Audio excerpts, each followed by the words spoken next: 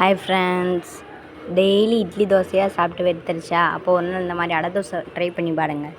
அதுக்கு ஒரு பவுலில் கடலைப்பருப்பு, துவரம்பருப்பு, பாசிப்பருப்பு மூணுமே ஒரே அளவாக எடுத்துக்கோங்க. நான் ஒரு சின்ன பிளாஸ்டிக் கப்பு சைஸ் தான் எடுத்திருக்கேன். அதை நல்லா கழுவி வச்சுட்டு அதோட 1 ஸ்பூன் சீரகம், 1 ஸ்பூன் மிளகு, 2 காஞ்ச வத்தல். உங்களுக்கு தேவையான காரம் நல்லா சாப்பிடுவீங்கன்னா எக்ஸ்ட்ரா கூட வத்தல் போட்டுக்கோங்க.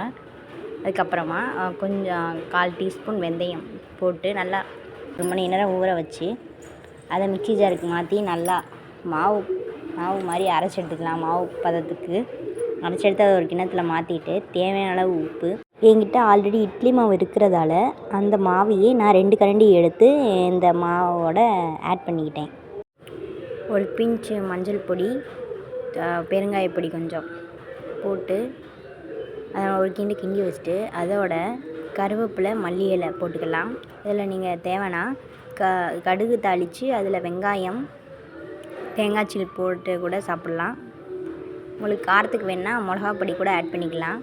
எங்கள் வீட்டில் யாரும் அவ்வளோ காரம் சாப்பிட மாட்டாங்க, ஸோ நான் அதனால் ஆட் பண்ணல. அது உங்கள் ஆப்ஷன் தான். நீங்கள் உரப்பு சாப்பிடுவீங்கன்னா காரம் அதிகமாக சேர்த்துக்கோங்க. அடுத்து தோசைக்கல் நல்லா சூடானோடனே எண்ணெய் ஊற்றி 1 கரண்டி மாவு எடுத்து அதில் ஊற்றி நல்லா மொறுமொறுன்னு தோசை சுட்டு சாப்பிட்டிங்கன்னா சூப்பராக இருக்கும். எங்கள் ஊர்லலாம் அடை தோசைக்கு அவியல் தான் வச்சு சாப்பிடுவாங்க ஃப்ரெண்ட்ஸ்.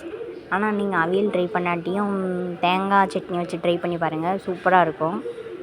ட்ரை பண்ணி பார்த்து எப்படி இருக்குன்னு கமெண்ட்டில் சொல்லுங்கள். அவ்வளோதான் ஃப்ரெண்ட்ஸ், ட்ரை பண்ணி பாருங்கள். பாய்.